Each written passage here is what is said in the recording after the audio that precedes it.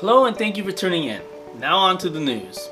The big news last Friday was that the new CPI, Consumer Price Index number, came out. As a refresher, the CPI measures the overall change in consumer prices over time based on a representative basket of goods and services. The CPI is the most widely used measure of inflation. Think of CPI as if you had 94,000 household items and you placed them into a cart and repriced them every single month. Depending on that new monthly cost, that will determine whether there is inflation or not. If you follow the market, everyone predicted that we already hit the inflation high back in March at 8.5%. In April, we saw CPI inflation go down to 8.3%. However, if you watched my video from last week, I said that I believe the exact opposite. I went out on a limb and said inflation was still rising. And on Friday, the number came out and reported that inflation is at a new high of 8.6%. That's the highest number since 1981.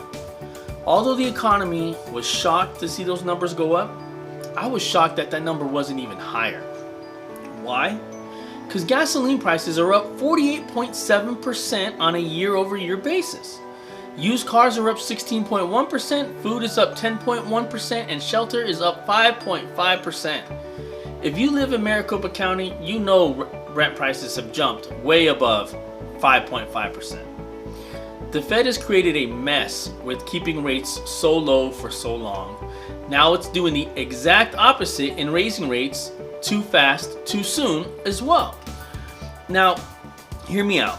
Under a normal economy, I do agree that raising rates this high and this fast might be a great idea.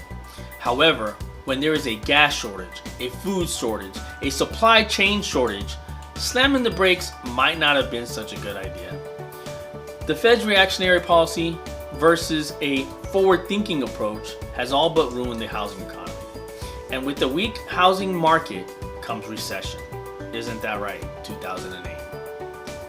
Now, I've been stating that I believe we are in a recession right now. We just need to wait for the second quarter numbers to come out in July. I also think that it's time to buckle up and be ready for the economy to take a turn for the worse, after the second quarter numbers prove that we aren't doing so good. I hate to just mention problems without giving solutions. In my opinion, to the solutions cannot be explained in a 5-minute video. But let me tell you the 3 items that I would do if I was in government. 1.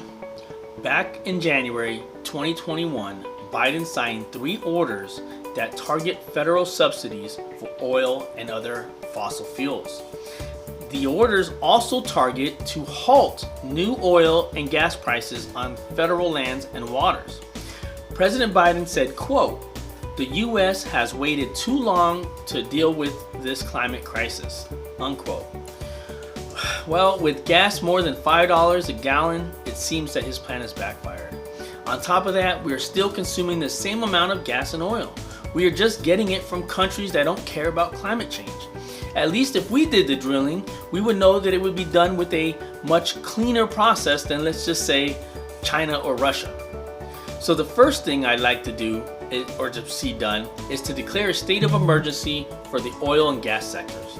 Open up drilling and let the government provide loans at 1% interest rate, where monthly payments aren't required until the pipeline is up and running. This will take a year to a year and a half to take full benefit. However, it's up to America to ensure our energy independence, right? Wouldn't you believe that? Number 2, shortly after, declare a state of emergency for the housing market. I purchased my home for $270,000 back in 2016. Now they're saying my house is worth $560,000. That's a jump or an increase of 100% in value in 6 years. That's ludicrous. What that means is the middle class homes are priced too high, and higher mortgage rates have made housing unattainable. Since the damage is already done, that we have to bite the bullet and keep the mortgage rates the same and work like hell to build hundreds of thousands of homes in the next year. We start this with providing the home builders with the same benefits we provide the oil and gas sectors.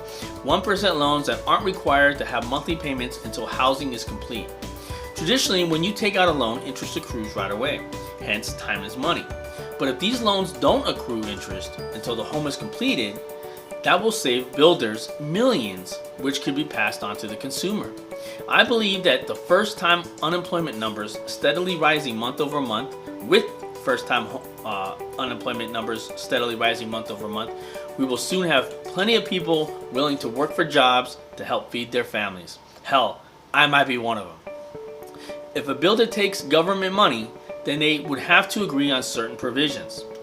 One would be that they need to average out their profit margin over the last 5 years, and that profit margin determines how much price to price the home, not the market. That's very important. They're not going to resell at market value. They're going to resell at whatever it costs to build and their margin of the last 5 years averaged out. So if it only takes them $200,000 to build a home because they're buying in bulk, then you throw on, their average yearly profit margin to the price, and that's the new cost of the home. Their margins are typically anywhere between 18 and 30%. 2, they are not allowed to sell to anyone but people. No corporations are allowed to purchase any of these government financed homes. 3, people are selected by a lottery. That way there is no steering involved, right? So you can't create communities of what you want. You have to create communities based off of a fair, equal chance. And 4, there is a 3-year prepayment penalty on these loans. That way the homeowner cannot turn around and sell to make an immediate profit. 2 years of flooding the market with homes and setting the prices will bring housing prices back to an affordable range. 3, force Russia's hand to end a war. Russia should not be allowed to create a worldwide food shortage because it wants to do a special military operation. It is reported that millions of people will die because of this. And if human life isn't enough, the grain and wheat exports that are lost are going to drive food inflation much higher. Sadly, money will get government talking faster than human life. Russia is bringing too much uncertainty, chaos, and death into the world, and that needs to stop. It needs to stop immediately. So there you have it. Those are the 3 things that I'd like to do but will never see done. All those plans are long-term plans. There is very little that we can do in the short term. That bet has been made. Of course, I could go on for days, but we all have to get back to our lives. Thank you for listening, and remember, life's not meant to be, it's meant to create. Too strong.